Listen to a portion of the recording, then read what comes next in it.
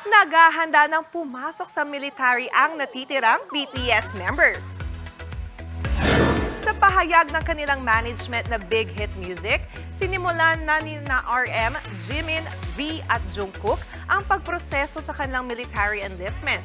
Nakiusap din ang Big Hit sa armies na patuloy silang suportahan kahit pa nasa military na sila. Sa latest Weverse post ni JK, ni-reveal niyang next month na siya magsisimula sa kanyang duty.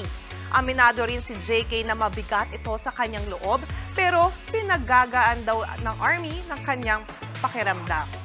Mamimiss din daw niya ang fans habang nasa military. Mensahe pa ni JK sa mga army, "Don't get sick and stay healthy. I love you." Quote unquote. Nauna nang pumasok sa military service ang tatlo pang BTS members na sina Jin, J-Hope at Suga. Sa 2025 naman, inaasahang marireunite ang 7 BTS members.